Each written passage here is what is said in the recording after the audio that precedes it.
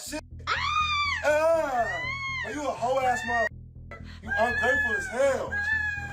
This, ladies and gentlemen, is Ekane. Ekane is a YouTuber who slept with 50 boys, cheated on her committed partner, locked in a constant battle with Lachey Hinton.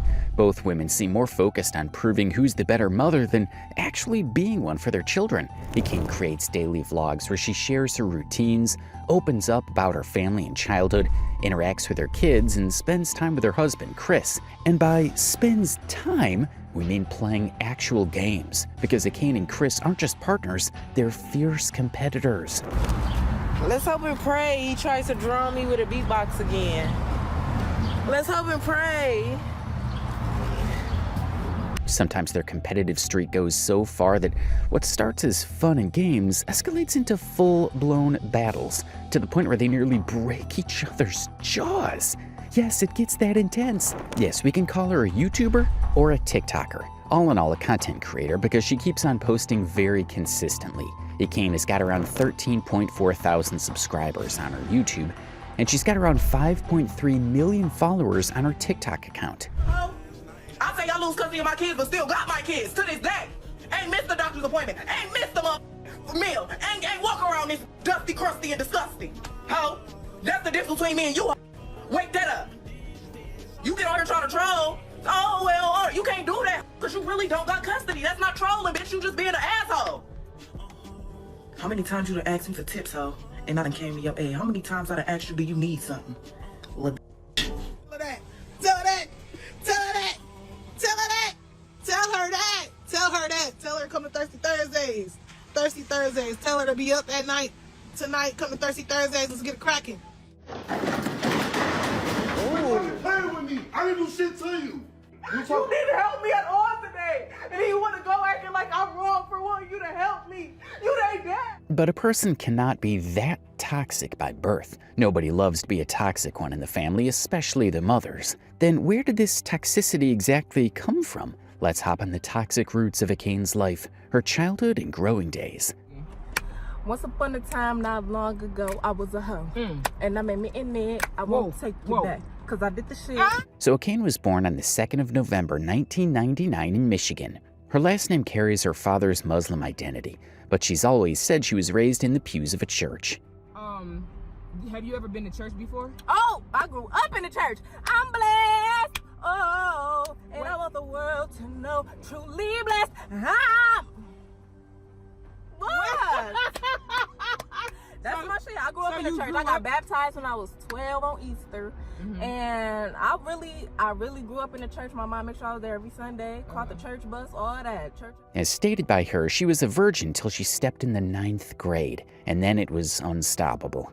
So as a kid, Ekane was quite shy and lonely, as her family already had a bunch of issues that made her slowly fall apart from her family. She couldn't make a difference in what was wrong and what was right. She was so attached to her siblings, though. You at the hospital? Did you go up there today? Oh, okay. I was just asking. Can you like go up? Can y'all go up there like real soon? Me too. I'm hopping over at 6, but like I'm saying, you know my mom dramatic and extra as fuck. Like, I'm just trying to make sure everything okay, bro. For now, let's first know the core issue here. So Ekane as a kid was shy and lonely for almost all her growing up years. Nobody from her family took her or her issues seriously, and nobody defended her in any situation. And I took my baby downstairs to go see her, and my mom cussed me the out. Cussed me out. She was like, you don't bring no newborn baby to no hospital. You don't know what kind of germs are through it. And I'm like, ain't the hospital like the most sanitized place? You feel me? There were times when she needed her family the most, but nobody, literally nobody, was ready to back her in lows. So, as a vulnerable 15-year-old, Erica Ekane, started finding comfort and love in her surroundings. She started exploring her physical abilities, and then the hormonal rush did not take a break. No judgments, and honestly, everyone in this world is very much free to do whatever they want to do in their lives, unless and until they're not hurting anyone verbally, physically, or in any possible way. So did Ekane. Just a girl. I don't hold nothing against her that she did to me subconsciously or consciously. As a kid, I don't hold it against her. That's why every time she calls and she needs something, I give it to her. Because I don't hold it against her. But you do not know my mom. You know clips of her at 65 years old. I've been with my mom since 1999. I'm 25, since 39 years old. My brother been with my mom since she had him at 17, and the shit he even told me, you do not know my mom. So just because you go off clips of somebody saying, oh, she doesn't seem bad at all, it's because life progresses and you learn something, you change how you react to people. Of course. If I didn't have money, my mom would not be talking to me how she talks to me at all. I'm gonna be honest. She wouldn't. Like literally. And that's not my mom's fault, it's just how she was raised. But as a teenager, being with almost 50 guys is unfathomable and not a great way to explore stuff out there. Due to the traumatic environment in her personal life and especially her family, Ekane started enjoying sex-related activities at a pretty young age. At the age of 15, kids generally get to know about the physical structures and requirements of their bodies. In most of the countries, that's the age when schools start providing their kids with sex education, theoretically. So Ekane definitely was too young to be bombarded with sexual activities. So you was, in 9th grade, you was just a good girl, like what? No. In 9th grade, I sucked some. Oh, let me tell you, okay? So I was supposed to lose my virginity to him. Shout out to, gang. I was supposed to lose my virginity to him, but I just ended up sucking his dick because I was scared to put it in. Okay. So I sucked 5 minutes, I swallowed that shit, all that. I was gang. I was only 14 though. Don't do this at home, kids. You was only 14. So that was the first I sucked, and then I was chilling for like 9 months. Then I lost.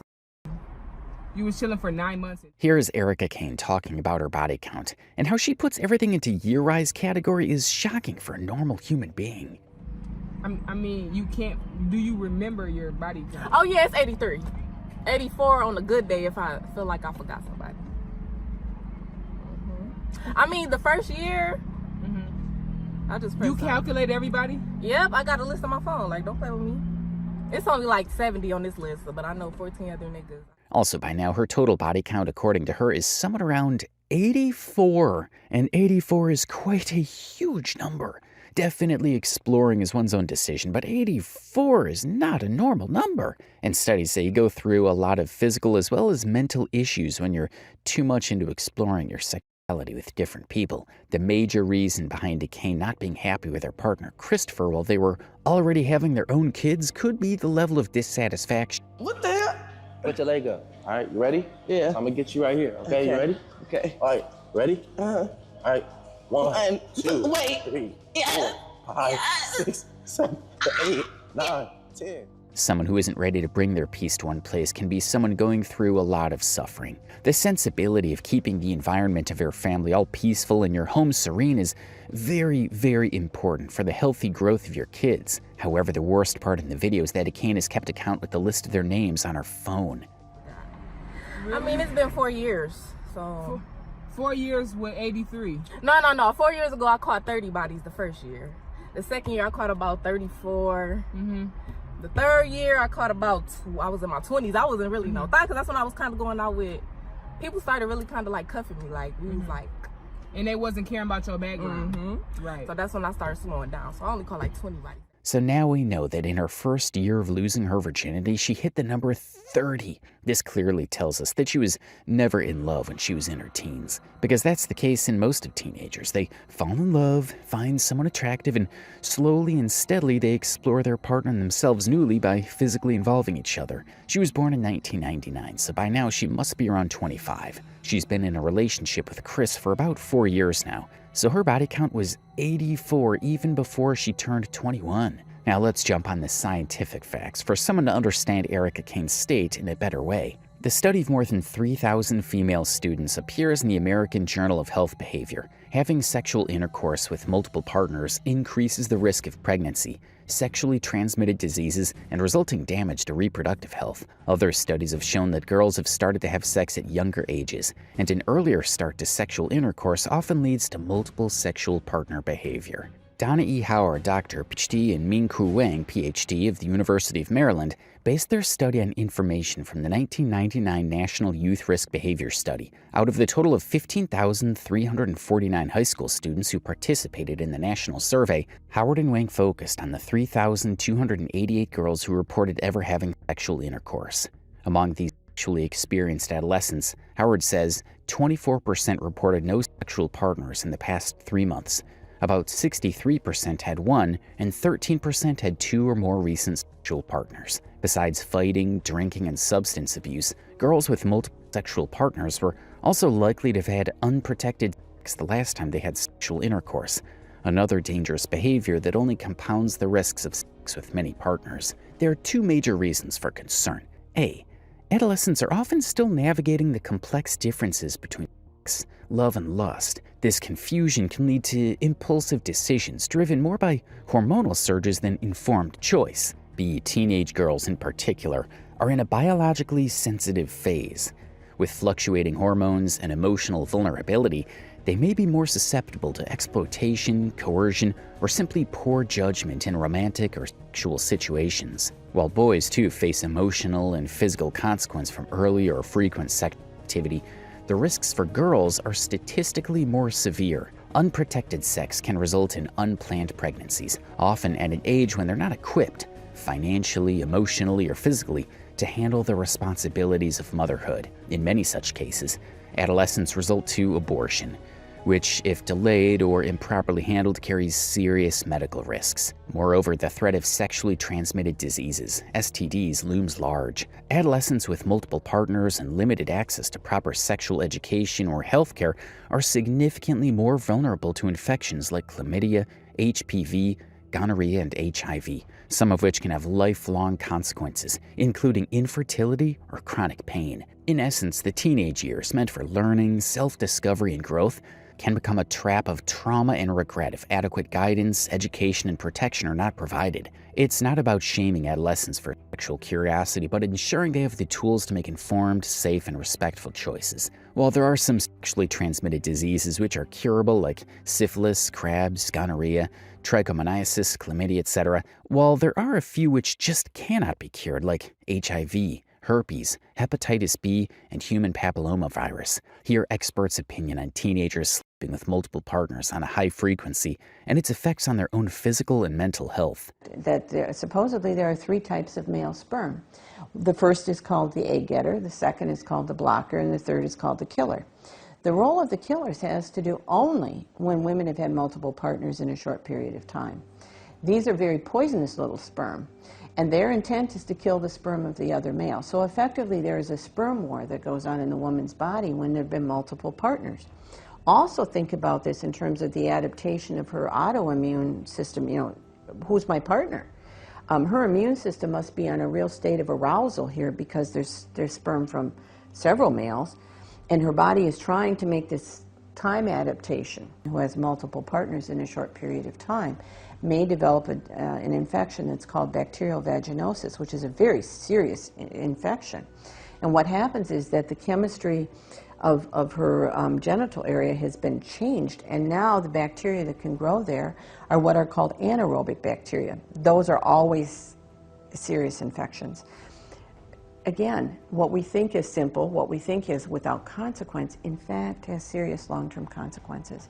There are huge and humongous mental health problems, too, that a teenage girl can go through in this particular situation, which we'll be discussing in the coming video. But for now, let's get ourselves back to Erica Kane's life and the controversies that she has aroused or have been a part of, or let's say she has suffered. So Erica Kane, as we all know, is a huge fan of creating a situation where she's being a victim in front of the camera. Of course, not in every situation, but yes, most of the time it's like that.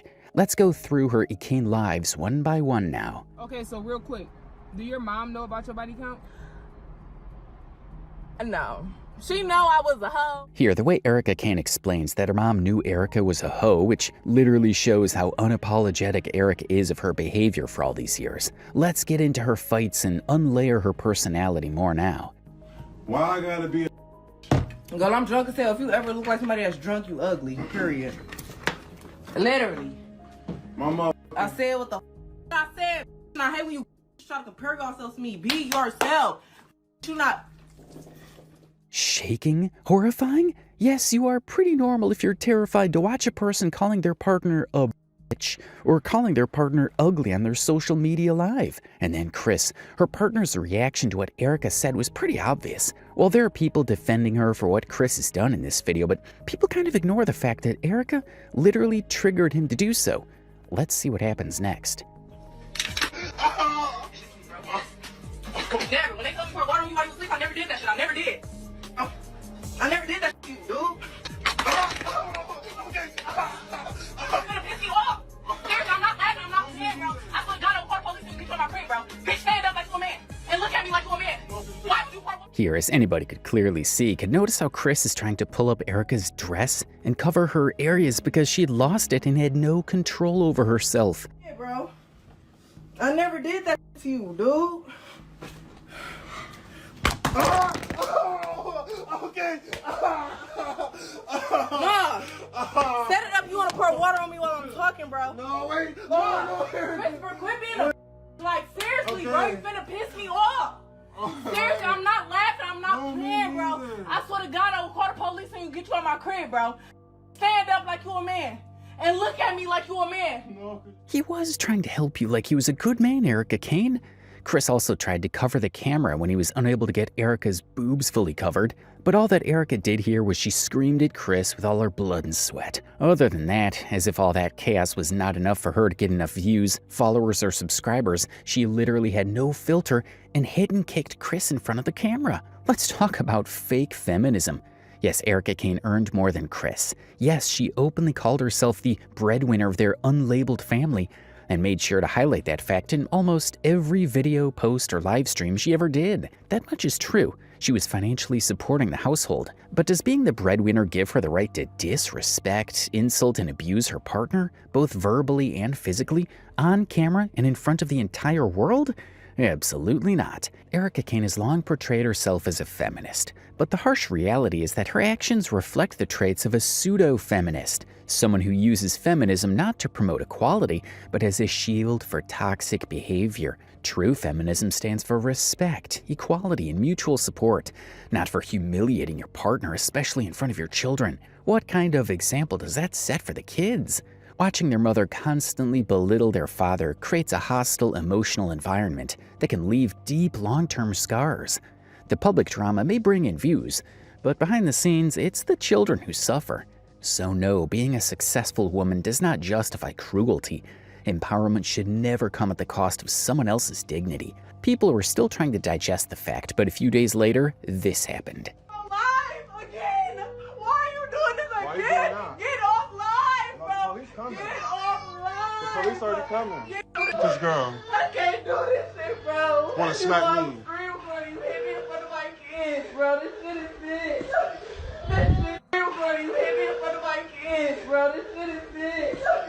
This shit is. Yes, here in this video, we could clearly hear Erica screaming and begging to Chris for going off the live. Now here are chances for saying that for some other reasons and coming up with a new random drama in her head. But, we can't all ignore Chris's behavior here. He's unbothered with Erica screaming in the background. He's also unbothered with his own kids crying their heart out in the background. The situation here is extremely chaotic and sensitive at the same time. There are people in the comment box stating they heard one of the kids asking Chris to stop hitting their mother, that is Erica. The baby said, "Stop hitting mommy." I heard that too. It's sad how he do stuff like that in front of her kids actually has that just... It is insane. The whole situation, the drama, and Erica and Chris's relationship is nothing but insane, insensible, and toxic. But the worst part is the most affected ones here aren't just the audience, it's their kids. Well, Ekane and Chris's relationship is miserable, and she's always constantly live on her social media whenever she's having a big fight with her boyfriend and there are sounds of her kids crying in the background, which is particularly very disturbing for her audience. So people under her comments section are divided into 3 groups: her supporters, her haters, and people who are asking for help for her kids and are not on either side. Let's check on some scenes here. When you delete a message, eventually those messages be permanently First of all, deleted. he taught me. She talking about the that's Why you so loud? because you Watch talk. your I'm tone. trying to talk quiet. Watch You your talk tone. over me. Then watch your tone. Chat, listen, chat.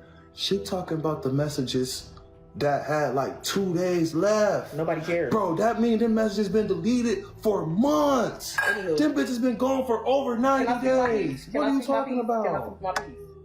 I don't care. I don't give a about none of that.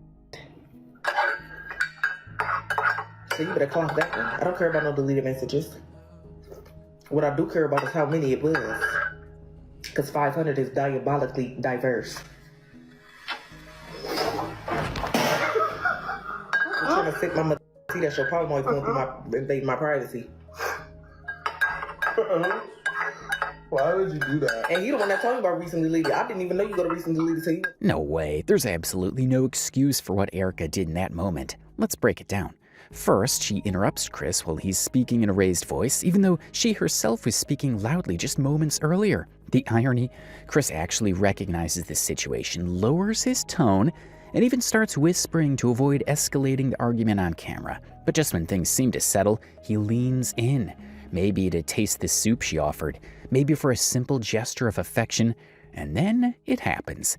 She spits the hot soup directly in his face. Yes, Erica Kane spits the soup into Chris's face on camera. And for any rational, emotionally stable person, that's not just shocking, it's outright abusive. This isn't drama, this is degradation. But let's take a step back and try to understand it from Erica's perspective.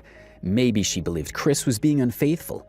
Maybe she saw him talking to another woman and her gut told her something wasn't right. Perhaps she'd already tried to express her insecurities or concerns, and maybe, just maybe, Chris didn't take her seriously. It's possible that months of unresolved tension and emotional neglect build up into that one explosive moment. Still, none of that justifies a violent or humiliating response. Spitting in someone's face is not a symbol of strength or empowerment. It's a symbol of disdain, hate, and a complete breakdown in communication. If she felt betrayed, there were countless other ways to confront it. But public humiliation on camera in front of the world? That's not feminism. That's emotional abuse masked as outrage. And no matter the reason, abuse is abuse, whether it comes from a man or a woman. Now let's check what people had to say in the comment box. He was admiring his baby mama and tried to lean in for a kiss. She spit hot liquid on him. If you defend this, do me a favor and never have kids or get married. You ain't got it all. But another comment here reads, why is he leaning in for a kiss after being caught talking to another woman? He was trying to distract her from what he did. Also, the cup seems halfway empty. At most, it was warm liquid. He'd be screaming if it was hot. While both the comments are sensible, none of the individuals, Chris and Erica, are making sense to many. To sum it all up, Erica Kane and Christopher's relationship is like a seesaw. But not just any seesaw, one placed right in the middle of a dirty puddle. So every time one goes down, that person ends up deeper in the mess. The heavier the side, the filthier the consequences. It's a constant back and forth of blame, control, and emotional chaos, where no one truly wins and both end up stained. Well, Erica Kane was so down just to know that Chris was talking to a girl. But you know what Erica Kane did herself?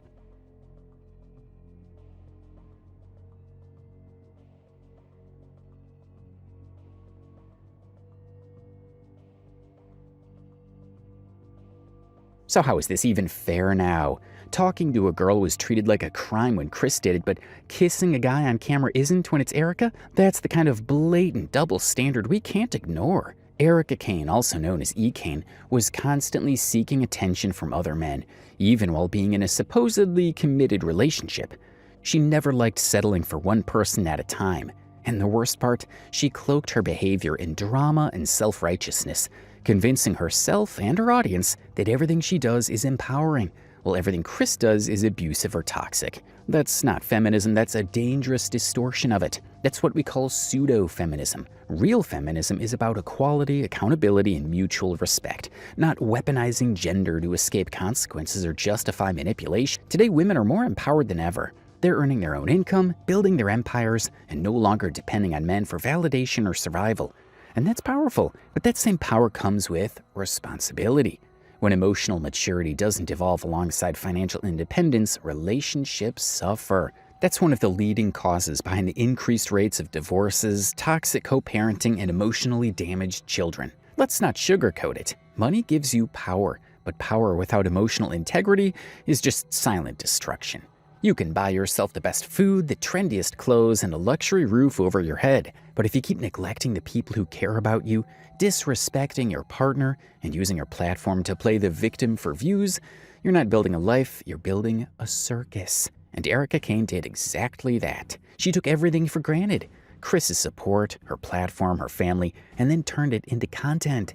She weaponized her tears, created chaos on camera, and sold trauma like entertainment. And while Chris has definitely made mistakes, deliberately provoking your partner into becoming the villain just so you can be the victim is nothing short of emotional manipulation. What message does this send to the young audience watching? That relationships are competitions? That love is transactional? That whoever cries first is the one who's right? This isn't just toxic, it's terrifying. And until we call it out for what it is, we're letting ego, performance, and fake empowerment ruin the very foundations of real, healthy relationships. Another major controversy surrounds Ekane and Lachey Hinton, two women constantly clashing over who's the better mother. Their feud unfolds live on social media day in and day out, with each trying to outshine the other in front of their followers. And honestly, it looks a little something like this. Talking about what I'm about to say. Y'all sit on this internet telling me I need to leave the internet. My first and last name is on this page, connected to this page. Everything of me is connected to this page, not y'all. All y'all can simply do, unfollow me, block me. We've been doing this back and forth shit for how long now? When y'all started it with me, y'all came over here with me. I don't need no trolls to help me grow my following. I can grow my following without y'all. So here's a quick briefing on Ekane and Shay's relationship. They met quite randomly and over time began sharing their personal stories and struggles. They found common ground in their experiences and began to bond over mutual pain. There was sympathy, there was empathy, and for a while it seemed like they genuinely understood each other. Both Ekane and Shay were deeply frustrated with their partners and clearly unhappy in their respective partnerships. But here's the uncomfortable truth. Both women have their own faults, not just as partners, but as mothers. Instead of using the bond to uplift one another, they now spend most of their day roasting and verbally attacking each other, dragging their partners through public mud, or worse, taking their frustrations out on their kids. And the saddest part, neither of them is willing to pause and self-reflect. They're too busy pointing fingers to look in the mirror. Here's another video which shows the fights and controversies Ekane and Shay have, which they love to nurture for the sake of likes and views. I never said I was your friend. I said that's my sis and defended you. I said you're my sis and defended you every chance I got, even when you didn't deserve no defending. Only because I related to you because you're up in the head, just how I am. That's the only reason. We're not friends. I mean, if we friends, then do you know what's going on with my sister? Why you ain't said, oh, I'm sending a prayer for her? Because you ain't watched the whole thing. You going off clips. Don't say you supposed to be my friend and then you ain't even said to send me no prayers or nothing and then get so mad because I said you up. Shut the up. Get off your phone. Get off your phone. I done tried to help you and encourage you and all this good and you ain't did you said you was doing in the messages yet. What?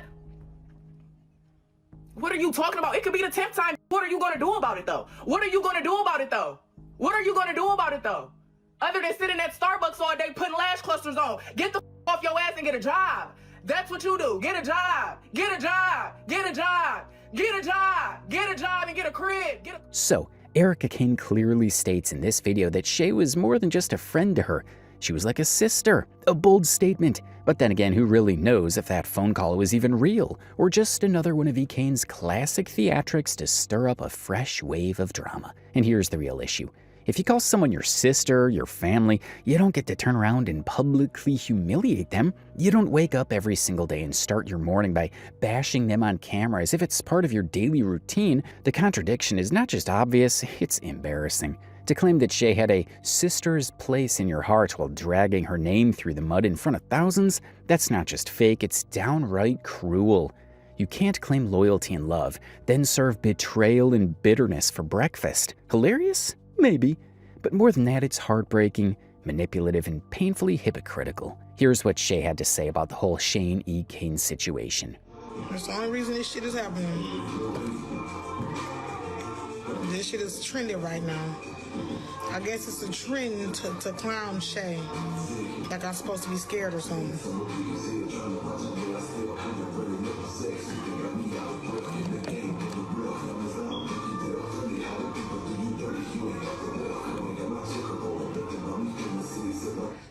motherfuckers make it seem like I'm supposed to be scared of them. I ain't scared of nobody.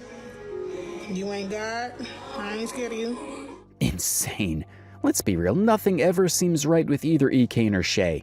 And the comment section? Absolutely wild. People are pointing out that they've never seen Shay this calm, collected, and relaxed. Just sitting back, humming a song, acting like she's someone else entirely. It's hilarious because what that really means is Shay's default setting has always been maximum volume. Screaming at people, screaming at her kids, screaming at Ekane. And if no one's left to scream at, she goes straight to her comment box and unleashes on her audience. Insane energy. Some viewers even joke that she talks in all caps. That's how loud and intense her online presence has become. That's Shay's personality in a nutshell. Raw, unfiltered, and constantly at 100. And then comes this particular live video, where Shay looked so unbothered, so chill, that people started wondering if she even washed her face before going live. Because let's face it, that's what Shay does. She doesn't check her camera, her hair, her background, nothing. She just wakes up and goes live. And that in itself has become a running joke, one that sends waves of laughter through her audience every single time. Let's go through some fun comments. She ain't even washed her face, just woke up and got online. She just wake up and prop the phone up, doesn't wash her face, change clothes, nothing. So true. Here's some other comments. Why she never wash her face? She didn't even wash her face before she got on live. If she ain't washed her face, she definitely didn't brush her teeth. Hilarious and insane. People just know that this is Shay and she ain't changing. The majority of people under her comment box are black. So we can't even say that this is some serious racism going on here. It's pure expressions of Shay's audience. Let's jump back into Ekane and Chris's relationship.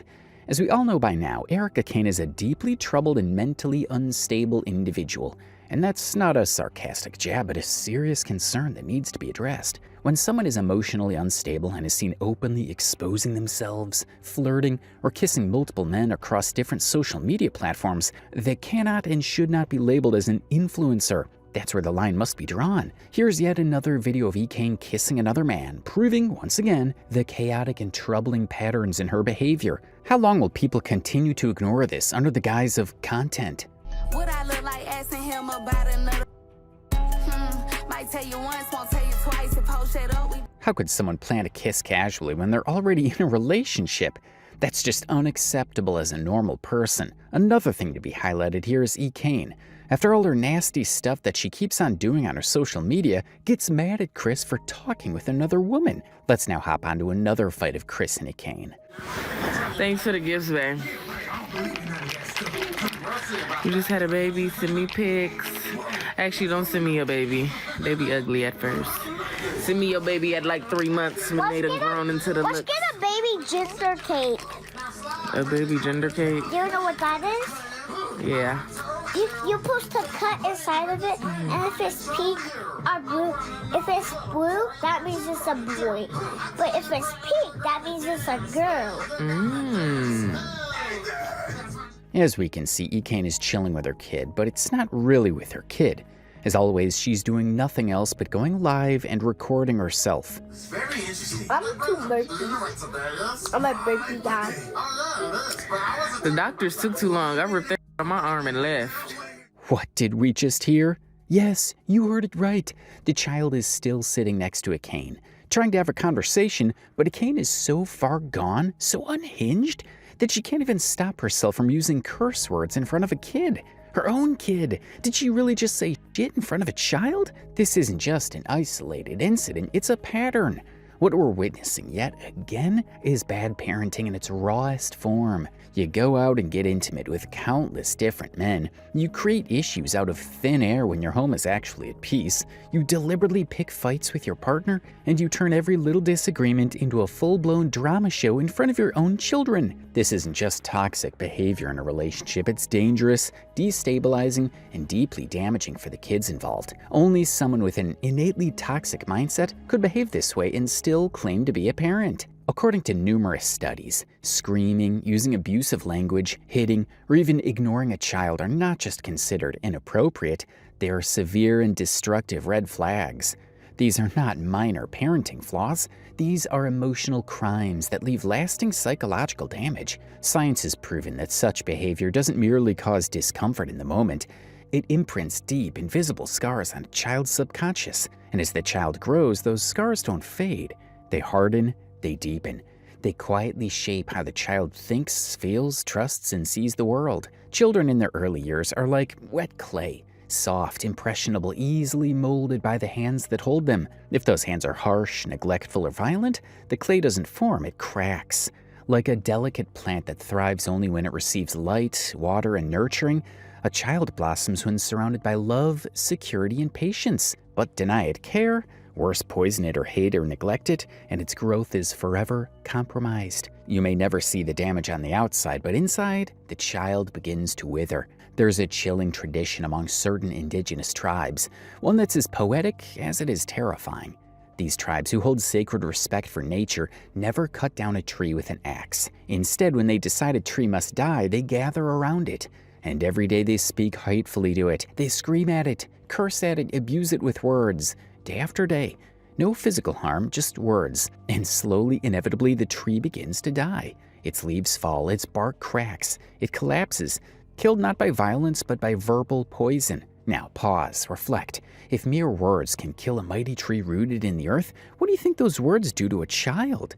To a living, breathing, sensitive soul who only came into this world to be loved. Children raised in toxic environments, filled with screaming, gaslighting, blame, and emotional neglect, begin to internalize that chaos. They carry it into their bones, in their silence. They grow up unsure of their worth, unable to trust their own feelings. They walk into adulthood still seeking the love they were denied, still trying to prove they deserve to exist. They're often scared to speak, scared to love, scared to fail, and sometimes scared to even live. What forms inside them is not just pain, it's a void. A black, unfillable emptiness where self-worth should have been. A constant feeling of being lost, wrong, unlovable, and many of them never recover. They walk around carrying invisible trauma, not knowing it wasn't their fault, that they were victims of someone else's brokenness. In some severe cases, these wounds don't just cause depression or anxiety, they fracture the mind entirely. One of the most heartbreaking outcomes of early childhood trauma is a condition known as dissociative identity disorder, DID, once called multiple personality disorder. It's not rare, it's not crazy. It's the mind's desperate attempt to survive what no child should ever have to endure. Take the real-life example of an influencer known as the Wonderland System, who has over 790,000 followers on TikTok and millions of views on YouTube. Her story's not fiction, it's widely discussed on Reddit, analyzed by experts, and documented by followers. Her mind developed more than 50 alternate personalities, each created to handle pain she couldn't survive as one person alone. These personalities don't just exist, they talk to each other. Some are children, some are adults, some are male, some are female, and some have no gender at all. There are alters who are angels, aliens, demonic entities, and even inanimate objects like a table. Some are 5 days old, others are thousands of years old. Inside her mind, they fight, cry, love, argue, and protect each other, all just trying to keep the system alive. This isn't fantasy. This is what happens when a child's pain goes unheard, when no one intervenes, when abuse becomes routine, when the people who we're supposed to protect become the ones who destroy. So the next time someone calls out bad parenting, don't laugh, don't downplay it, don't excuse it, because sometimes that bad parent is creating a war zone inside a child's brain, and from that war zone may rise not one wounded soul, but 50 fractured lives, all trapped in the same broken body. While Ekane herself may be a product of bad parenting, that should have made her more aware, more mature when it came to taking on the role of a parent to her own children. But clearly that wasn't the case. The situation speaks for itself. It's quite possible that Ekane wasn't mentally or emotionally ready to become a mother in the first place. Perhaps the pregnancy was unexpected, even accidental. Maybe she felt cornered with no option but to carry and raise the child. But that was the moment she needed to pause, to reflect, to take accountability. That was the time to think deeply about the direction of her life, the impact of her choices, and how her reckless behavior could affect not just herself, but the innocent lives depending on her. Instead, she chose chaos. Instead of healing from her own childhood trauma, she continued the cycle, carelessly jumping from one toxic pattern to another, completely unaware or unwilling to see how it would eventually shatter her family and deeply harm her children's emotional development. Because at some point, immaturity is no longer an excuse, it becomes a choice. Well, Put my bracelet down. That's expensive. What is this? No! I'm out of here! He tried to bully me. I want to go hit Yeah, I want to hit the 2, 1. Are you gonna go hit the right now? Yeah, so leave me alone, please. I want to hit You're going to have to roll up your own one, Queen. the I thought you had some. You be leeching? You don't bring your own? You was the real parent. You get the How could anyone casually say they're craving in front of their 2 to 4-year-old children? And even worse, how do you stay silent when the child starts repeating after you, saying he wants to hit it too? That's not just disturbing, that's deeply alarming and emotionally damaging. Just because you're struggling with your own problems, just because you're unable to cope, process, or heal, does not give you the right to misbehave in front of your kids. You don't get to drag them into your chaos. You don't get to destroy their innocence just because you lost yours. So when we hear the children crying while Chris is screaming at Ekane, don't forget where that fear comes from. It comes from the toxic environment Ekane has created. The confusion, the manipulation, the misinformation. These kids are being raised on a diet of instability, noise, and dangerous thinking. They're being taught the wrong things at the worst possible age. And that's not just bad parenting, it's child endangerment. And here's the part no one wants to talk about. It's not just Ekane. These incidents are being broadcasted live on our social media for thousands of viewers to watch, react, or worse, normalize. That makes the audience partially responsible too. We as a mature and civilized society have a responsibility to call this out.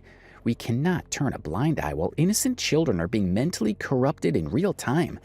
It's illegal, just toxic, and feeding such thoughts into a child's mind? That should be treated as nothing less than a criminal offense. Erica, can you learn to listen?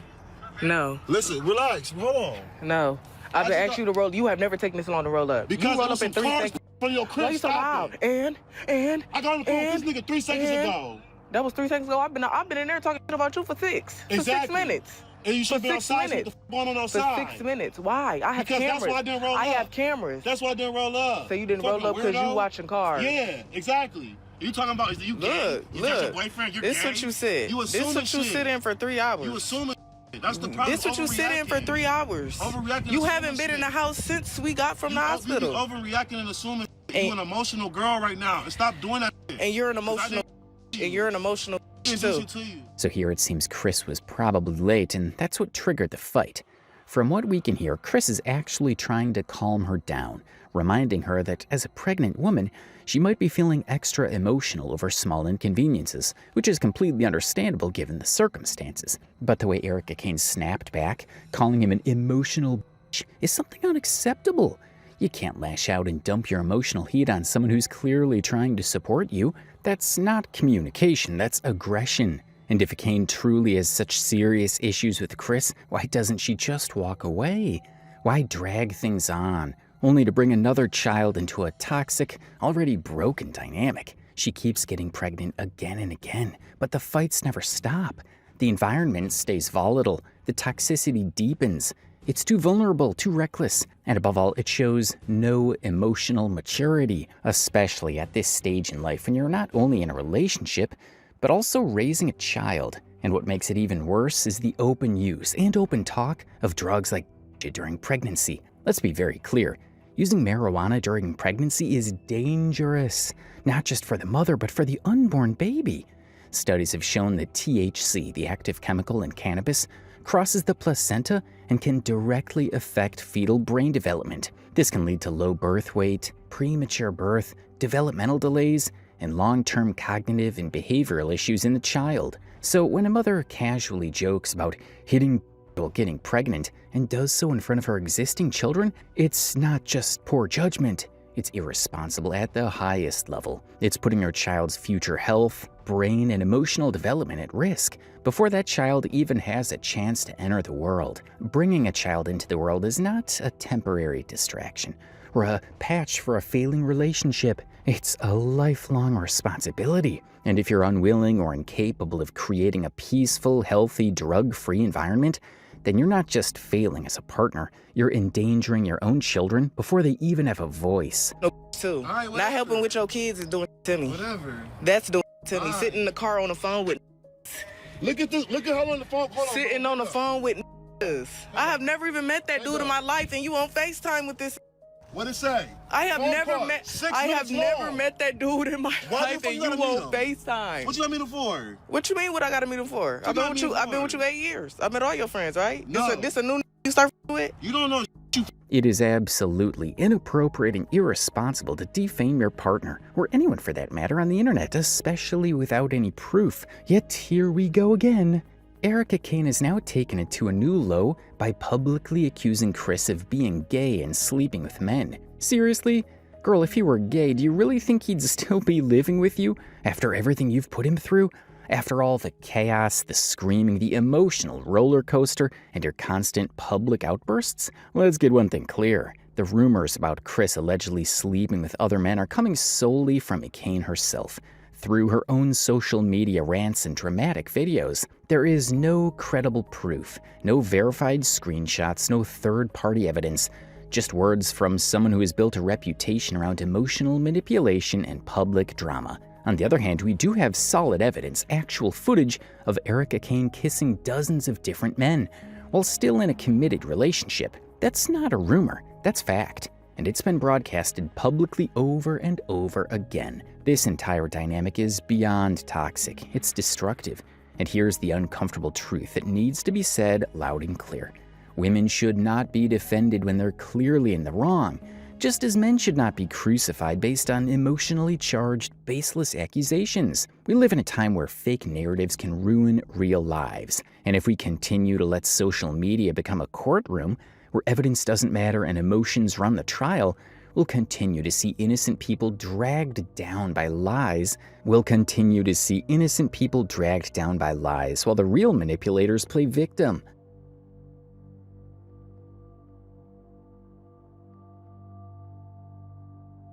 Not fair. Not at all fair. There are many women out there who are dating, going on casual outings, or even exploring physical connections with different men. And that's one thing, because they're single. They're no longer tied to anyone emotionally or legally. That freedom gives them the right to explore relationships and figure out what they want. It doesn't make them cheaters. Take Shay, for example. She's no longer in a committed relationship with anyone. She's a single woman, a mother, and perhaps now she feels it's time to open herself up to love again. Maybe she believes her kids deserve the presence, protection, and emotional support of a father figure, and that's why nobody questions her when she chooses to date different men. Because she's not betraying anyone, she's moving on. That's growth. But the case of Ekane, that's a completely different story. She is not single, she's in a relationship. She has a partner. Yet we've seen her time and again, cheating on camera, flirting with strangers, kissing other men, all in full view of her social media followers. And the worst part, she doesn't even hide it. She broadcasts it like it's content. This is not liberation. This is disrespect, betrayal, and emotional recklessness. And this kind of behavior isn't new for her either.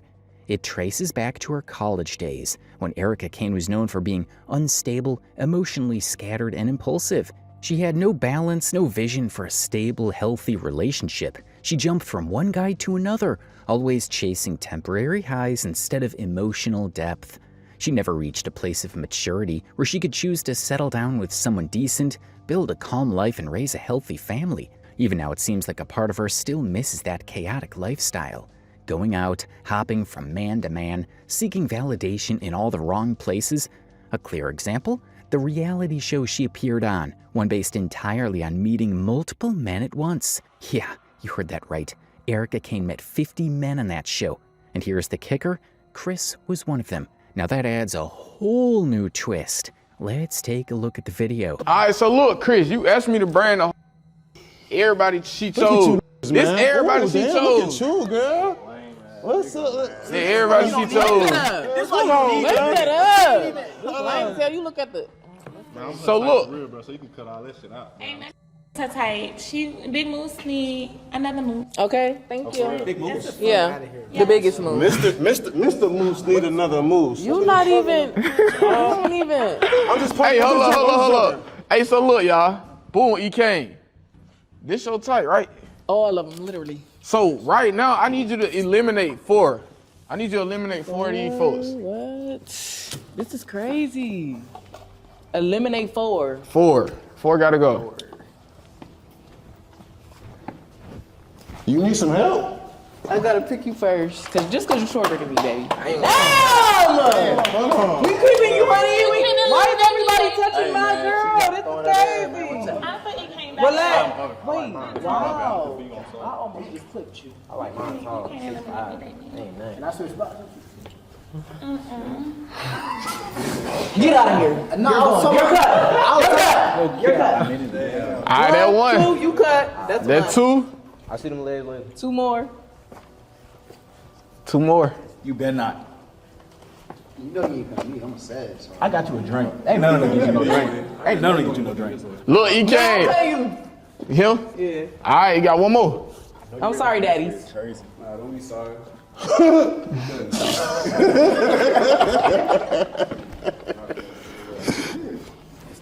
Well, I can't keep these. I gotta cut 1 more. Why? I want them all. Hey, baby. You gotta cut 1 more for the sake of the video. Come on, chop. You need to use some scissors? For the sake of the video. You cut this. I don't like this. Who you don't like? Chris, who you cut? We gotta keep him in. I don't know about what's your type. Daddy. Y'all just got into it, man. I gotta cut you. I know you ready to drink. I love you, but I gotta cut you, Eddie. I gotta cut you. Okay, that's it. I got my 4, Eddie. Tight. Literally. So look, Ekane, it's 4 people you got left, right? You know who you wanna leave with? Yes, low key. Honestly, low key, I do. Is it me? That's what I'm just trying to figure out. Honestly, we got kids together. You know what I mean? This ain't no joke. This ain't no show. I'm choosing Daddy right here. You gonna live with this lame? Wait, hold on. Ekane, you gonna live with this? This video reveals a much darker, unsettling side of Ekane. Throughout the show, she eliminates men using the most ridiculous, shallow reasons, while ironically choosing multiple men to date right from the start. At one point, there's even a moment where Ekane literally asks the host if she can keep all the guys because, in her words, she's willing to date all of them at once. That one sentence says so much about her mindset, but when the host reminds her that she must eliminate most of them, she reluctantly agrees. Still, you can tell just by looking at her face, she doesn't want to let any of them go. She wants all the attention, all the validation, all the options, even if it means playing with people's emotions. The most telling part comes toward the end, when Chris finally confronts her. His body language, his eyes, his voice, all of it reflects a mix of possessiveness, heartbreak, and raw love. He's trying to protect her. He warns her not to choose a particular guy because maybe he saw that man behave inappropriately or spotted some red flags. But Ekane, being Ekane, does exactly the opposite. She deliberately picks the one person Chris asked her to stay away from. Why? Maybe to prove a point. Maybe to assert dominance, or maybe just to stir more drama for attention. But what she doesn't consider are the repercussions, real consequences. She never pauses to ask herself, what if Chris was right?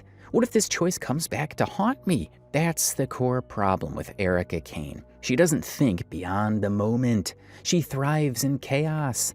And in doing so, she not only damages her own relationships, but invites pain, regret, and destruction into her life over and over again. Both Ekane and Chris are now stuck in a vicious cycle, constantly recording themselves, posting clips to show the world just how toxic the other person is. It's become less about resolving issues and more about collecting sympathy points from the internet. But the truth, people in the comment box have stopped caring. They've seen it all, heard it all, and they're numb to it now. What once may have sparked concern is now turned into pure entertainment for the audience. Viewers have started treating their fights like episodes of a reality show. The drama, the chaos, the emotional breakdowns.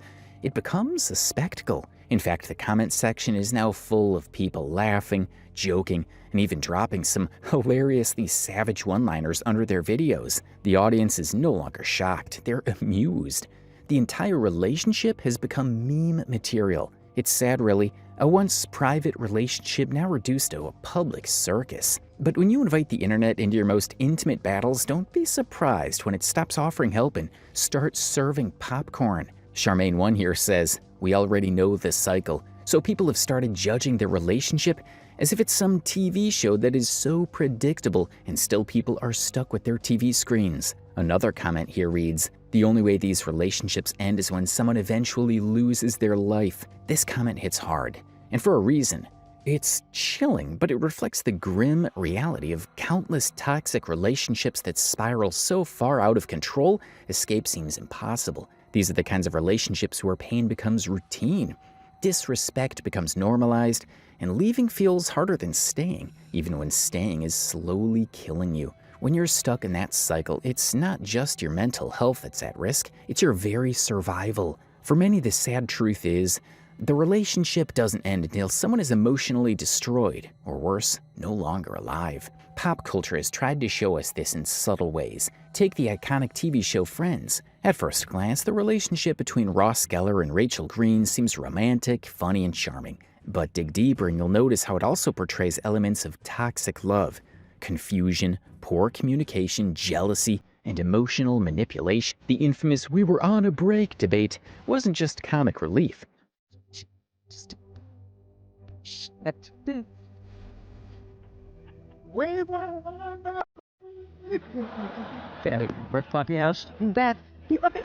I'm for the record, it took 2 people to some shit. You went to a place with you.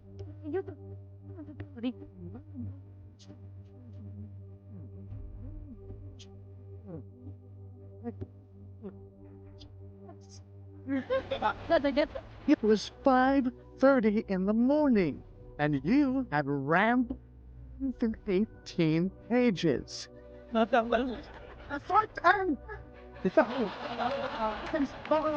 by the way, YOU''RE means you are. I even thought I'm getting back together with you. What?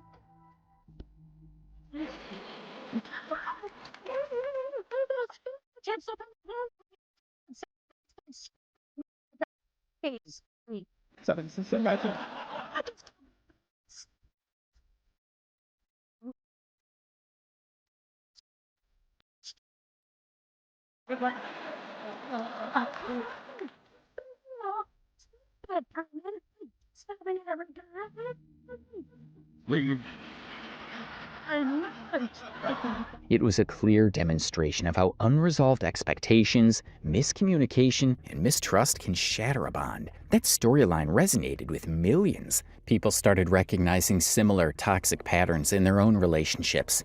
And for some, that awareness led to healing. It made people reflect, communicate better, and take their emotional needs seriously. But not everyone gets that clarity. In real life, unlike TV, there's no guaranteed reunion, no laugh track to soften the blow. In real life, staying in a toxic relationship can lead to mental breakdowns, emotional numbness, or even tragic endings. So yeah, that comment isn't just deep, it's a warning.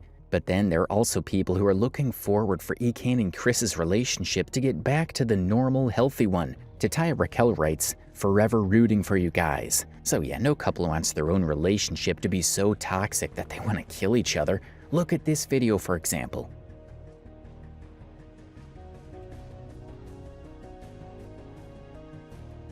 Of course, it's a fun video, but at the end of it, you could notice that they end up fighting again. Which takes us back to our first comment, which read, "The toxic cycle is going to stop only when one of the partners is no longer alive." This is another video of Ekane chilling with her kids, which she posted on her TikTok. Her whole TikTok page is somewhere similar, and it's a complete dark hole, honestly, because chilling with kids doesn't and shouldn't look like this. Oh my God! Where did you learn that? Kind of poke. Mommy! Yeah. No, Dad, serious. Where you learn that? Yeah, you better call it popo. Stop. Stop. Call it popo. No, seriously. No cursing. It's a cuss word, okay? You're an asshole. A what? The S word. What the hell is that? A slut? What the hell you learning? I forgot you know how to read. You want to read my comments? God damn it! It's too much going on. No cursing in this household, okay? Why? The only curse word you can say is hell. What the hell? Oh, hell no. No, you can't say hell. No curse words. We are kids. We are children of God, okay? I thought we could say the N-word if we're black. The N-word? Uh-huh, if we're black. What you want to say for? So let's say that for. No, you can only say it if you're rapping a song. There's no reason to say it. Huh? You're a black lip. You a black. You hanging around too many white folks. I'm finna switch you out. We better put him in urban schools because who even wants to say you a black? No, you're a black. Yeah, I'm calling police.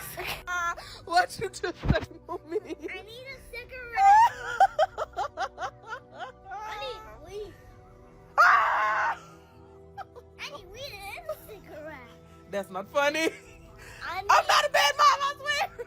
A 4 to 5-year-old child repeatedly asking for a cigarette, not just in one video, but in multiple videos, is not only disturbing, it's absolutely unacceptable. This is no longer about drama or entertainment. This is about a child being exposed to dangerous adult behavior that no child should ever witness, let alone mimic. Whatever Shay has said about Ekane's parenting now starts to make complete sense. It's one thing to be an irresponsible adult in private, but it's a whole different level of negligence when that behavior becomes part of your public content, shared with thousands of viewers. A child asking for cigarettes and weed on camera only points to one thing. Ekane herself is likely smoking cigarettes or using weed openly in front of her kids. And let's be honest, we don't need to re-explain the well-known harmful effects of tobacco, weed, and other substances on both physical and mental health. What we need to ask is, how can a parent be so careless, so reckless, to allow such behavior around children? And worse, post it online like it's funny. Let's be clear, this is not funny. This is not raw content. This is a child being exposed to addiction, adult substances, and inappropriate behavior. And that is a form of abuse. Such channels should be immediately banned by platforms like TikTok and YouTube. And beyond that, authorities need to step in. Child care services should intervene, check on the well-being of the kids, and ensure that their routine, mental health, and safety are being prioritized. Because if content like this is being normalized, we as a society are failing these children. Here's another channel of Ekane on YouTube. Here she's got somewhere around 307,000 subscribers. Though there's a huge cover photo of Ekane with her partner Chris on this channel, but the content is very unhealthy. This, for example, the title of her video, "I think me and Deshay are together after this," is just so inappropriate on so many levels. You're constantly fighting with your partner, openly saying he's never there for you, accusing him of abuse, claiming he hits you, and yet his face is right there on the cover photo of your next video?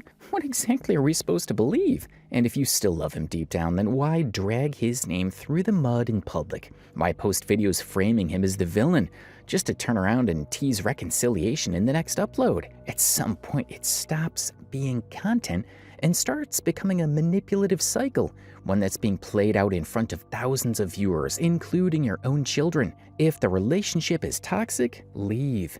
If it's healthy, protect it. But don't exploit the trauma for views, likes, and followers.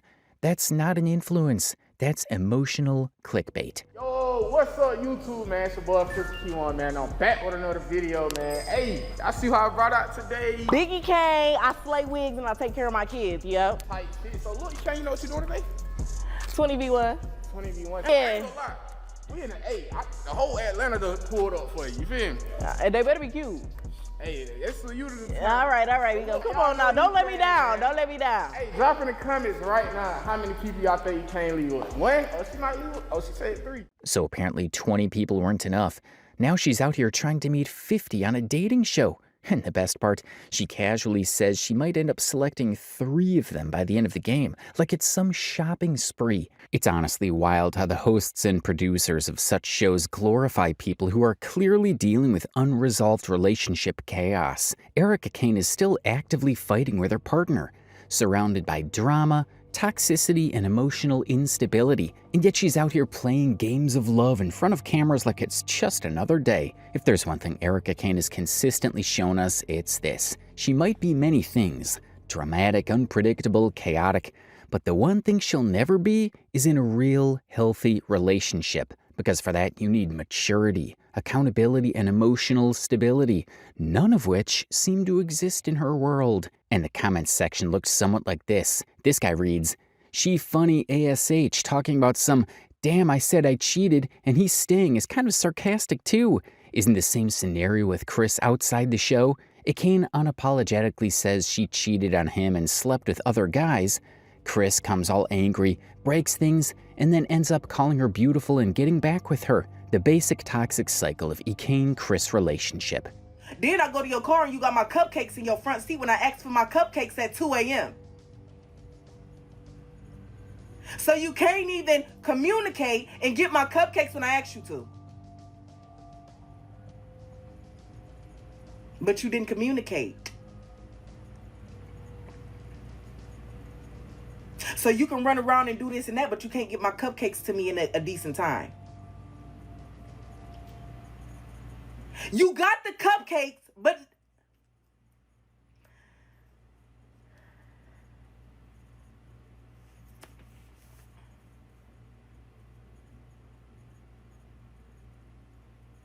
you moving real weird, you moving real shaky. You moving real shaky, and I'm not with it. If you want me to come back, what's your phone password? Oh, I was just playing anyway, so you can change it. But okay, I'll be there. Did you see? Hey, did you see my Facebook status? Wait, I'll just text you. I did say that. I could use some head. Suck it like you did the last time. Do that too. I'm just playing. That was not me, honey. In yet another video of one of Ekane's YouTube channels, we see the same old pattern. She's pissed off with Chris, recording it and sharing it all over social media. But here's the thing, it's not even the fact that she's angry. That's nothing new. Being cranky, loud, and dramatic is practically part of Ekane's personality at this point. What's truly weird, and honestly laughable, is what she's angry about this time. Chris didn't get her cupcakes at 2 a.m. Yeah, that's it. Not a real issue, just cupcakes at 2 in the morning. And to top it off, by the end of the video, she says she wants to find a daddy for herself. What? You already have the father of your children, someone you constantly disrespect, fight with, and drag on the internet. And now you want another man. One who will show up with cupcakes at 2 a.m., tolerate your public meltdowns, get insulted online, and still stick around? Girl, that man doesn't exist. Not on this planet, not in this galaxy. At some point, it's not even about relationships anymore. It's about living in a fantasy world where drama is the currency and delusion is the lifestyle. So here we go again.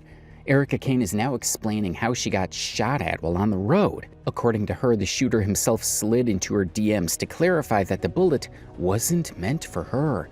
Wait, what? First of all, how does the shooter even know who she is? Did he take the time right after a near-deadly incident to look her up, find her socials, and send a polite message like, "Oops, wrong person"? It sounds ridiculous. Is Ekane really that famous that even random gunmen recognize her and feel the need to send an apology afterwards? Highly doubtful. This whole story just feels way too shady, far-fetched, and overly cinematic, almost like it's made for views. Because, let's be real, if someone genuinely fired a weapon in public, their first instinct wouldn't be to slide into someone's DMs, it would be to run, hide, and not get caught. But of course, in the world of Ekane, logic rarely applies. Only drama does.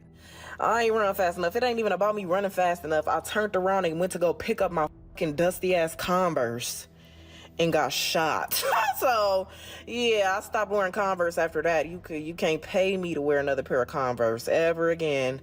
So yeah, y'all, that's what happened. That's what happened. Oh, that's the first. Do bangs next? I'ma try. I have. I've been through a lot of shit. I'm coming to New Orleans end of October. Y'all done told y'all for Mash's birthday. We're gonna be lit. We're gonna be fucking lit. Do you have PTSD from getting shot? I would think I do, but you know, sometimes the diagnosed girlies, they be mad when you diagnose yourself. So I don't want to get your panties in a ruffle.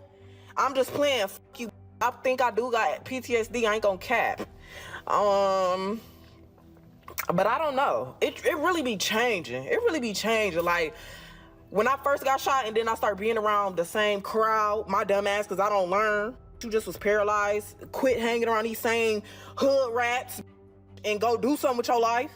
But yeah, after I got shot, I still was hanging around the same crowd. You know, them niggas guns and shit. And I get a queasy feeling. Sometimes I would be so sick to my stomach, scared, shaking. And sometimes I still be like that, but not for real. I don't know, y'all. And then fireworks, I ain't into the fireworks. I'll be scared as hell. Every time I drive past the street, I get shot on, I cry. Yeah, that's why I avoid that area. But sometimes it's kind of hard to avoid that area because it's on a main street, a big street. Sometimes I gotta drive past that to get to the mall. I gotta drive past that because to get up 28th Street. You know what I'm saying? 28th Street is a main street, so it's like I gotta drive past it. I cry sometimes. I shed a tear sometimes. But you know what? We living life. We still here. Amen. Amen. I'm still here. Oh Lord. If that bullet would have just went a little centimeter, 1 centimeter to the right, I would have been paralyzed right now. Baby, I'm blessed beyond measures. You hear me? So, amen. Amen. Yes, yes. What happened to the raggedy wig? I threw that. Did I throw that away? I don't know, y'all. I think I threw it away. It might still be. No, I threw it away for sure. I think I definitely threw that bitch away. So, yeah. When you get shot, 2017, April 4th. Was it April 4th or April 3rd? April 4th, 2017. Yep, that was me. That was me. Get emotional talking about it. Not really. But yeah, y'all. Anywho, what's y'all tea? What's your tea? When I felt it, no. It was just a buzz, y'all. I was paralyzed. They hit me in the back, so I just felt some pressure, a buzz, and then I fell face first, which is why I got this bump. People think I got herpes. No, I just fell on my fucking mouth, and this it never healed. I don't know how to fix it, honestly. I don't know how to make it go away. And honestly, if I did have herpes and I was trying to, you get what I'm saying? Why all my Instagram pictures, I'm taking pictures on this side. Obviously, if I had herpes, I would try to hide it a little bit, and I would stick to this side of my face. You get what I'm saying? But I'll be main. Like, I don't care. You see a bump right here, it's not herpes. Like I said, I don't have it yet. I don't have it. I'm sorry. You want me to have herpes? I don't know what to tell you. So that's what it is. Did they get away? Actually, he was killed by police. I think maybe a month later. Yeah, he was the person that shot me. But the person that shot me apologized. He did. He messaged me on Facebook and was like, my bad. Them bullets wasn't meant for you. I was like, okay, that's a crazy apology, but I'm accept it because I'm scared of you. I'm accept it. So let's be real. This story's either completely fake and made up purely for clickbait, or it's the most bizarre twist in the universe. Because honestly, who wouldn't click on a video where someone says, I was almost shot by a bullet? That's the kind of headline that screams views. It's dramatic, it's intense, and it's the perfect viral trap. But let's entertain the other possibility. Maybe Ekane really was almost shot and somehow escaped, and now she's saying she feels blessed. Well, finally, a moment of gratitude in the sea of endless complaints, rants, and chaos. That alone deserves a standing ovation. But then comes the wildest twist. She claims the guy who almost shot her slid into her DMs to apologize. Wait, what? The same guy who just fired a weapon is now casually messaging her to say sorry? Is this real life or some rejected script from a bad soap opera? Oh, how do you feel about Shay? My girl Shay, I love her down. How you get shot trying to rob motherfuckers all in their teeth trying to be a hood? Because I was fucking all the hood because I'm throwing up their gang. I'm getting trains around on me. They calling me, but they need me to do this. Trying to see what's up. Ski when I hop up in a truck. And I thought I was really gang. So then one of them had used my messenger to set up this one because you know we think what they do, so you put 6 on them. And I was alone, so I wrote they used my messenger to write the dude, and then we had all pulled up, but it wasn't just me. It was me with this, and then they tried to rob him, but then he started shooting back, and then I got shot 3 times. Fell face first. I was paralyzed. So yeah. Did we hear Chris chilling and singing in the background? Yes, we did. The person who was worried of her not being exposed and covering her breasts on camera is that chill while she's telling the story about her being shot? Unbelievable. Either he doesn't care anymore or he just knows that she's faking out the whole situation. Let's think logically. If someone was actually involved in a shooting, wouldn't they be terrified of getting arrested? Wouldn't they want to disappear, not pop in someone's inbox? Especially when the person in question posts every moment of their life online. Every scroll through Ekane's page and it's all oversharing, chaos and TMI galore. No sane person would even think of sliding into those DMs unless they had a death wish or a desperate need to be roasted by the internet. So either this shooter is a complete idiot, or, let's be honest, he doesn't exist at all. Just another made-up character in the never-ending content circus that is Eric Ekane's online life. And here's the answer to everybody in the comment box who tries to defend Ekane over Chris. Guys, Chris is no less of an abuser. He did hit Ekane, and he did say bad stuff to her in front of his kids, which is completely unacceptable. But we can't ignore this when it comes to Chris's love for Ekane. My gosh. Oh my gosh. Think that you actually did this? Stop. Yes, it really is so beautiful. Even Ekane herself seems genuinely impressed by Chris's efforts this time. But here's the thing, where's that video now? The one where Ekane accused Chris of not expressing his love, of wanting to sleep with other people, of not communicating properly with her? Because let's not forget, this is the same person who, while being in a committed relationship, slept with multiple men, caused public scenes in front of her kids, and did everything in her power to drag Chris's name through the mud. And yet here she is, receiving the full-on princess treatment on Valentine's Day. It's the kind of situation that leaves people watching it all with mixed emotions. On one hand, there's a child within Ekane, someone who clearly went through childhood trauma and never really healed from it. And yes, that side of her deserves love, stability, and care. But on the other hand, the grown woman who casually talks about weed and cigarettes in front of her kids, who uses social media to normalize toxic behavior, and who blurs the line between content and chaos, that version doesn't deserve a fairy tale ending. She needs accountability. Because giving a Valentine's Day makeover to someone who continues to make dangerous choices, especially in front of impressionable children, doesn't fix the problem. It just covers it in glitter. Let's come to a time where Ekane crossed the line between her and her followers and literally started asking for donations. Here she says, "Donate me some money, honey, just don't post." The neighborhood talk, hello, where's the money? It sounds trash, honestly. Now the influencers are also asking for money from their followers and audience? In today's age, digital creators and influencers are one of the top paid people who are making money by the millions. You can't ask for money from a person who's just there to get themselves entertained. This is not an NGO that you're running. It's a YouTube channel, so stop begging. And to be honest again, what is the content even? There are people out there who put their heart and soul to come up with such mind-blowing content, and on the other hand, Ekane just sits there in her car, screams and shows her veins, and expects people to donate her money? I don't give a damn!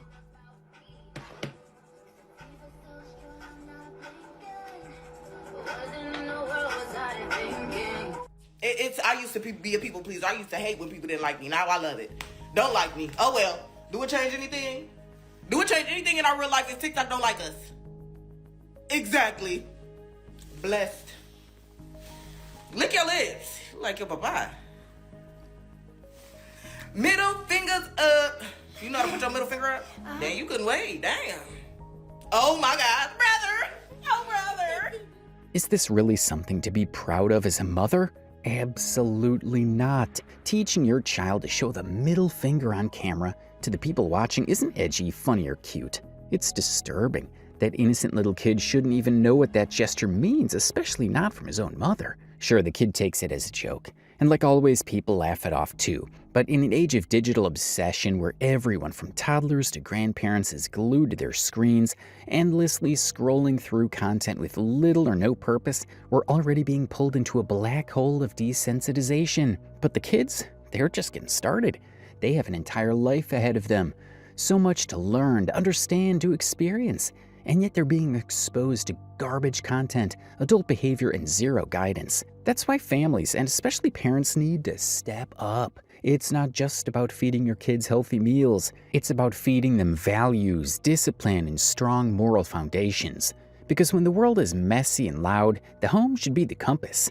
And if you're proudly turning your kids into content props, teaching them disrespectful behavior for views, you're not just failing as a creator, you're failing as a parent. Now friends, take a look at this. Now let's circle back to the money Ekane keeps asking for on social media. If she has enough to host an entire Halloween costume party just to meet and mingle with different men, then seriously, what's the point of her begging for money online? There's no logic, just pure manipulation. So here's a little advice, people. Be smart, be sane, use your brain. Don't fall for this performative chaos. And most importantly, stop supporting people who treat their followers like an ATM. Unfollow the nonsense. Follow common sense. The sad part here is that earlier she used to host such parties with the love of her life, Chris. Some people are saying she's still throwing these parties for her friends just so she can meet new men. And let's be real, she's not going to admit that's the reason. But let's not forget she didn't need a party to cheat before. Back when she was in a so-called committed relationship with Chris, she was already meeting, kissing, and sleeping with other guys behind his back. That behavior isn't new. It's just her pattern. What is new, though, is this bizarre trend of her asking for money on social media, throwing elaborate parties one minute and then turning around to beg for cash the next. It's weird. It's manipulative. And it makes no sense. If you have enough to host events, you shouldn't be guilt-tripping your followers into funding your lifestyle. It's not supported. It's exploitation. These aren't people just going crazy and confused in our comment box, but people have literally started discussing Ekane and Chris's relationship on other platforms like Reddit too. This post has created so much chaos on the internet. So it says, with Chris beating her more and more recently, I will not be surprised for the day her sister comes out and says that she's no longer with us. This is the third time Chris hit Ekane in the last month. Obviously, we can't do anything as viewers. She isn't leaving. It's just so extremely sad. Because it is a damn toxic cycle of love-hate and more hate kind of a relationship. So why is everyone so worried? She cheats on her partner and kicks his butt on camera. He comes back all drunk, sad, and hits her, and her kids cry in the background and beg both of them not to hit each other. It's a hard fact, and there's nothing else happening in their lives. So as a sensible and mature citizen and audience, the only thing that we should be doing is getting those kids out of the depressing and dark home. The family isn't the good soil for the kids to be growing in. Kids definitely deserve a better place, and not hanging around this bridge that can fall any time because none of their parents, Ekane and Chris, are mentally stable and accountable enough to take the responsibility for their kids. Nobody wants to get separated, and nobody wants this toxic loop to keep going, so let's just focus on these two.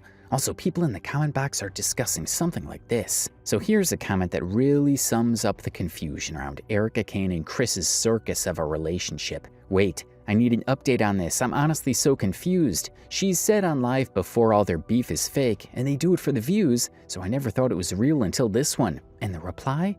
Even more jaw-dropping. Exactly.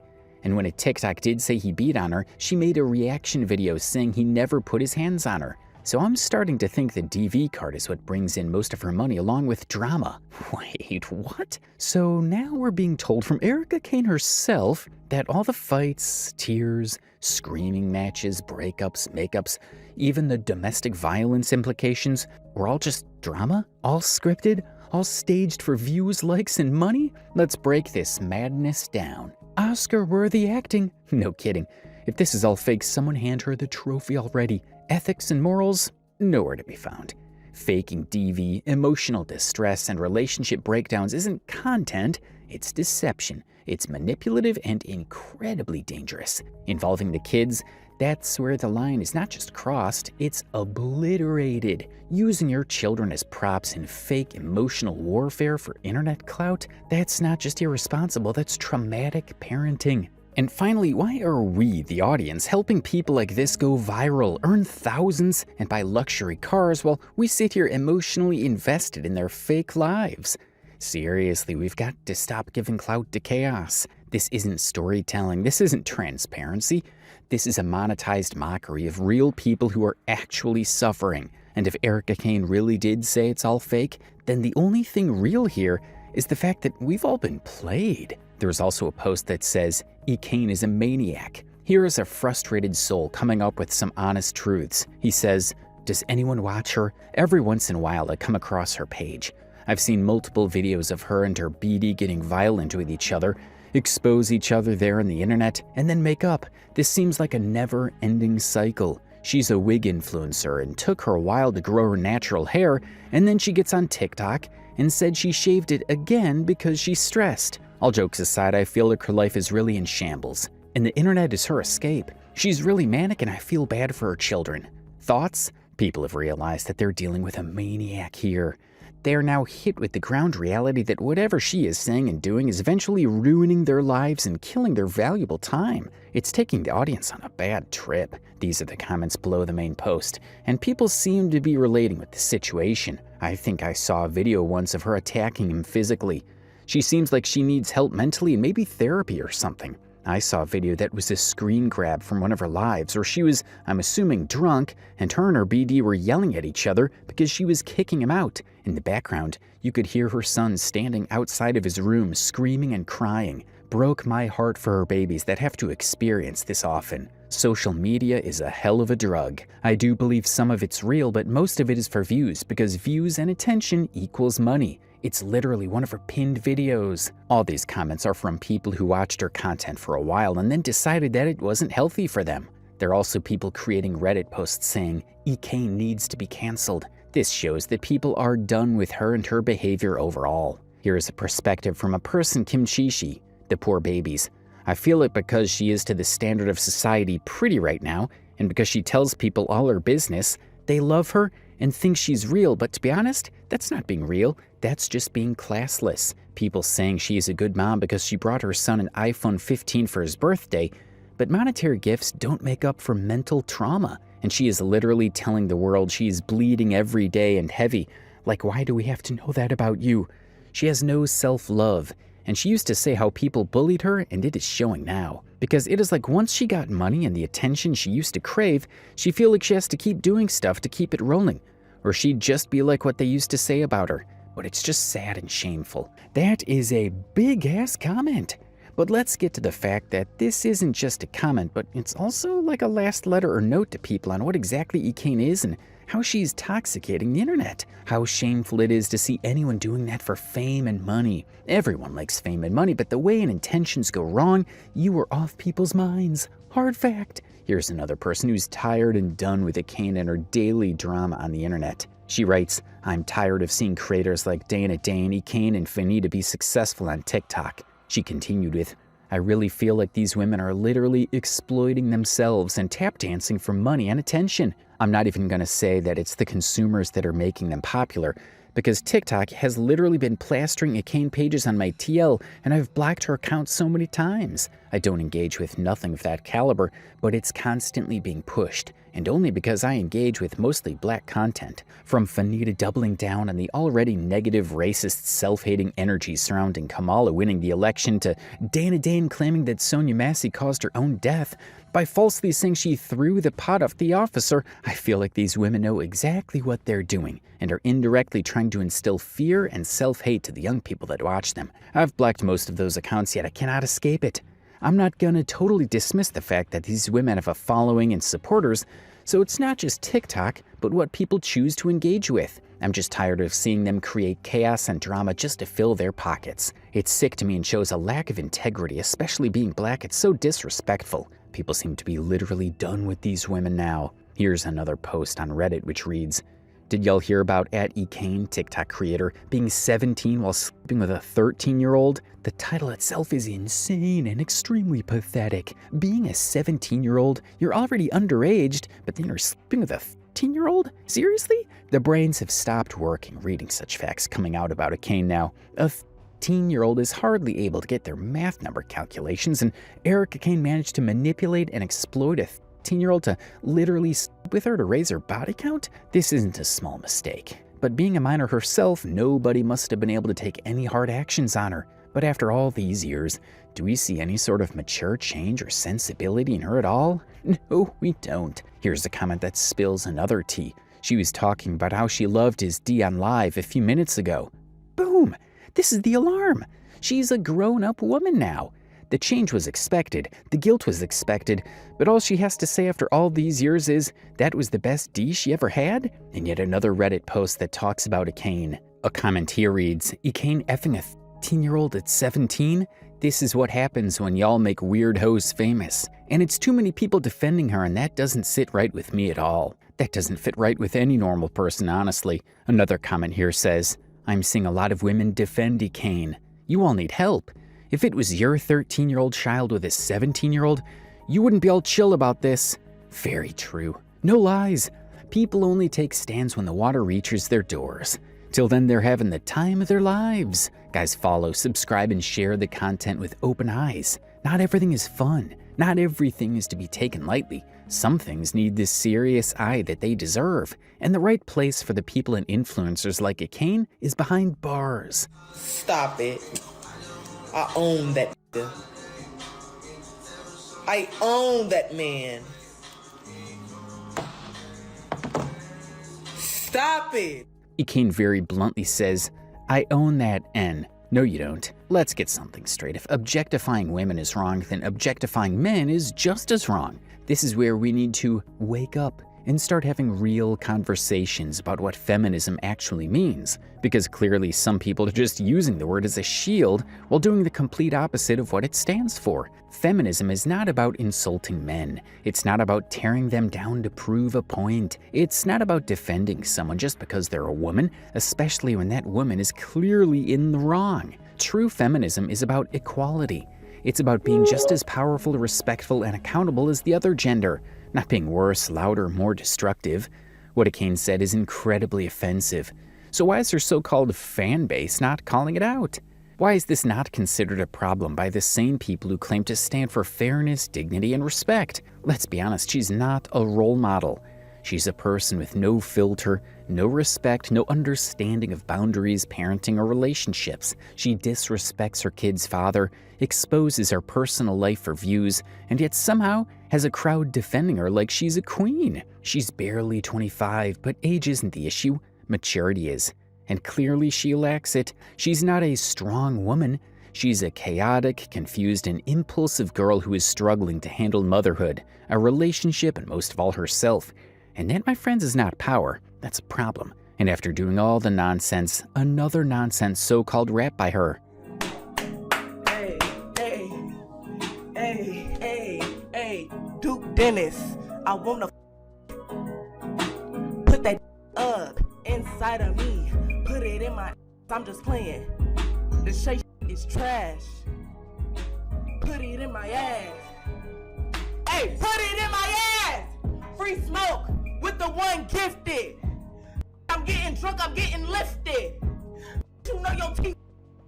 And now here she is, dropping a so-called rap where she insults another woman and tells people to put it in her ass. Let's be clear, rap is an art form. It's born from struggle, pain, poetry, and power.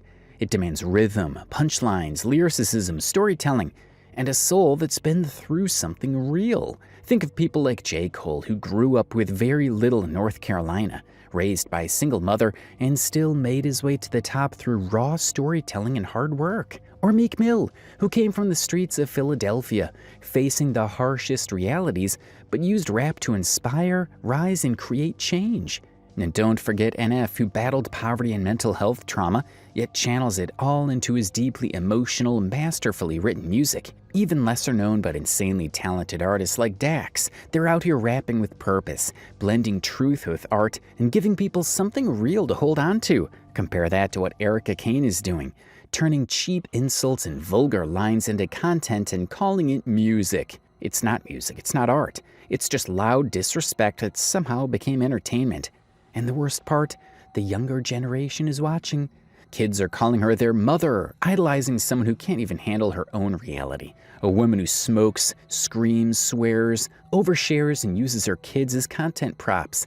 Now, that's not the icon you need. Instead, look at real creators making impactful content in the US right now. Lene Vinay, blending poetry, activism, and history into powerful social media shorts. Bretman Rock, being authentically himself while empowering millions with humor and heart. Caitlin Mayer, using her platform to share positivity, storytelling, and family-centered content.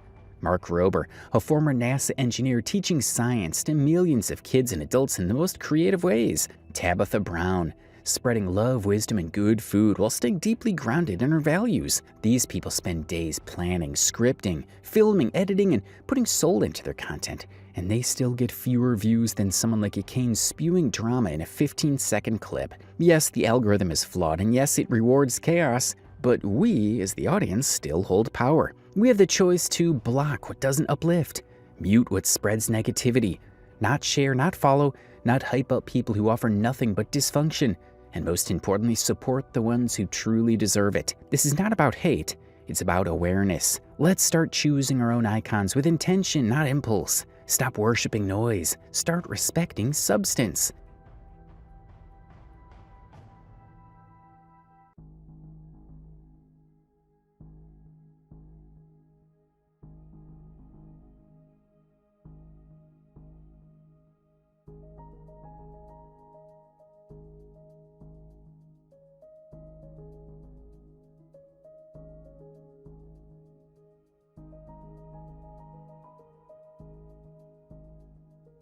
And how is this fair? How is this even fair when you're already in a committed relationship? You want to live your life your way? Fine, that's nobody's business. And honestly, no one's really interested in your personal drama anyway. But what everyone is noticing, and what's completely unacceptable, is the way you're constantly provoking people by pushing out explicit, inappropriate content on social media. A simple workout session turning into something that looks more like soft porn. That's not empowerment. That's not confidence. That's just misusing a platform and contributing to a growing problem. Reviews matter more than values. This isn't just about you anymore. It's about the young eyes watching, the normalization of hypersexual content, and the way boundaries keep getting pushed for the sake of clout. It's not edgy. It's not bold. It's just damaging to yourself, your relationships, and your followers. And here we are again, another post, another addiction. When it comes to Ekane's issues, it's not just about her habit of jumping from one man to another, or her constant need to pick fights with her partner, her followers, or basically anyone who dares to call out her behavior. No, there's a deeper, more dangerous layer to this. She's also addicted to smoking. Ekane is seen smoking very frequently, and many claim she even goes live on social media while doing it. But what's truly alarming is that she doesn't hesitate to smoke in front of her children, which is yet another example of toxic, irresponsible parenting. And at this point, it's a valid question. If all these red flags are so obvious, if she's clearly exposing her kids to harmful habits, if she's constantly broadcasting this reckless behavior, why hasn't there been any legal action yet? Why haven't her channels been taken down? She's not just ruining her own kids' environment, she's also influencing millions of underage viewers, many of whom are still vulnerable, still learning, and still trying to understand the difference between what's right and wrong. And when someone like her becomes a digital icon, the line between entertainment and real damage starts to blur. That's not content, that's a crisis. And someone somewhere needs to step in. Another discussion amongst people who used to be her fans but are now aware of her real character. And here are some comments. Do you think it's all for clout, or is she being dead serious? Because I think her and her B do things to get likes and views. BOFFU, he's beat her up 3 times within the last months, and she has the knots and bruises to prove it. I seen that. Shit is getting out of hand. So here are a set of people who are worried about her. She's a grown woman, as she says. Let's take the example of Kayla Malik, a woman who went through hell in a relationship that was anything but love. Her ex-boyfriend, Evan Johnson, not only abused her physically and emotionally in front of his friends, but also put out fake allegations, accusing her of cheating on him with one of his own friends. But the truth? It was Evan who was cheating on Kayla, and reportedly with none other than James Charles, a well-known beauty and fashion influencer with a massive online following. And why did he do all this? For views, for fame, for money. Evan didn't just emotionally manipulate her, he brutalized her. He called her slurs like slut in public, insulted her in front of her peers, and even physically assaulted her multiple times. He punched her, kicked her, and banged her head against the wall. And it didn't happen once. It was a horrifying cycle of violence over and over again. But here's where Kayla Malik showed true strength. Despite the trauma and pain, she got out of that toxic loop. She stood up for herself. She took legal action. And in the end, she won the case against Evan, proving that resilience, truth, and courage do matter. This is a real reminder that abuse isn't always what it looks like online. Behind the smiles and posts, there are stories of pain, manipulation, and survival. And Kayla's journey is one of them.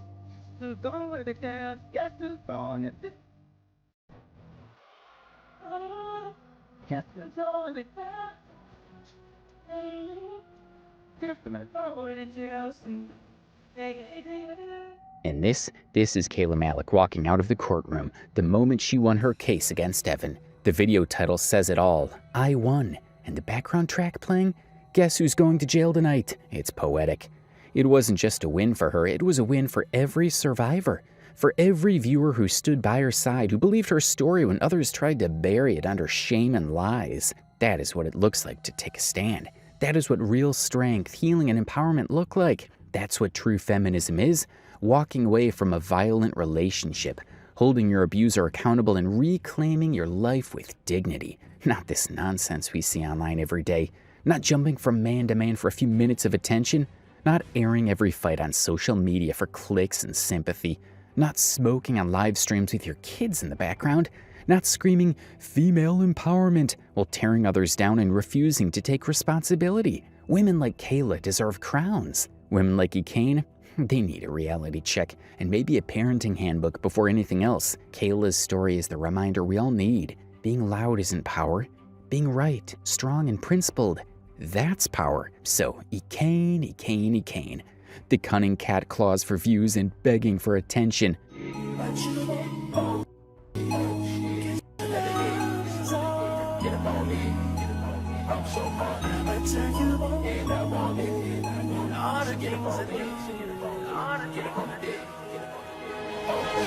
A traumatized child deep inside, still craving the love and validation she never received from her parents. Now an adult who's spiraled into becoming a toxic partner, addicted to the cycle of fights, curse words, emotional chaos, and drama. Let's call it what it is. She cheats on her partner, sleeping with multiple men, while shamelessly calling him out for simply talking to another woman. She smokes weed in front of her kids, laughs it off when they ask her for cigarettes and weed, and sees nothing wrong when they start mimicking her every toxic habit.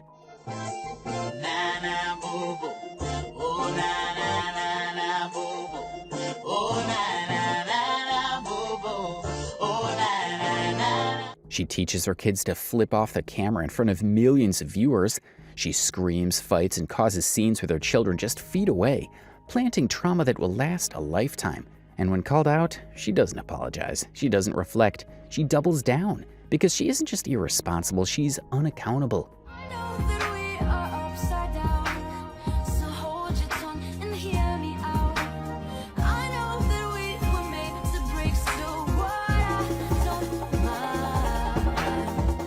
An influencer who manipulates her audience with calculated chaos. Some say it's all scripted drama for views. Some are more concerned about her bruised eye after fighting with Chris. Some have already blocked her. But many are still watching, silently disturbed by the sounds of her kids crying in the background.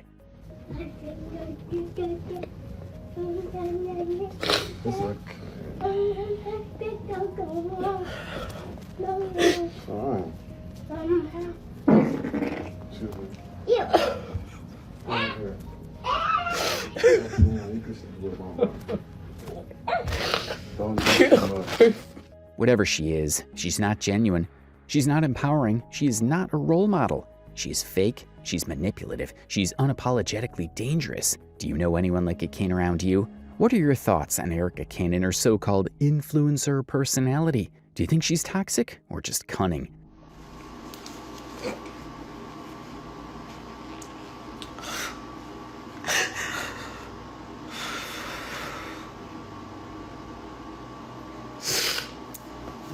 I'm so proud of myself. But man, it's ain't easy.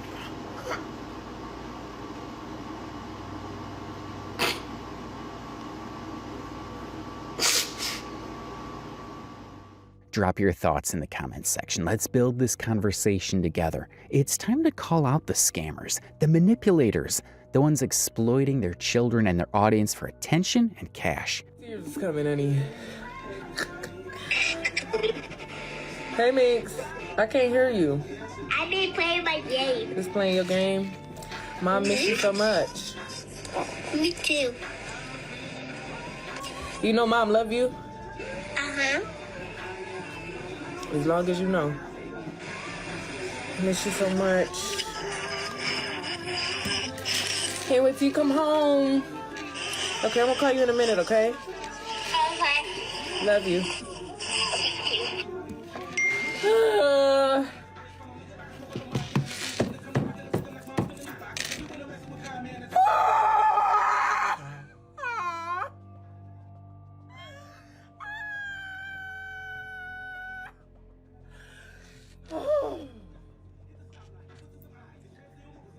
I need to yell, honey. I need to yell.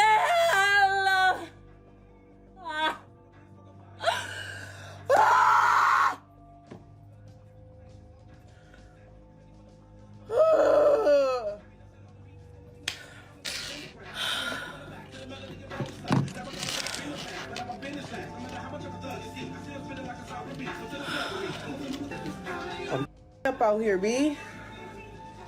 This should be enough to never go back. I hate when y'all say that. Shut the hell up.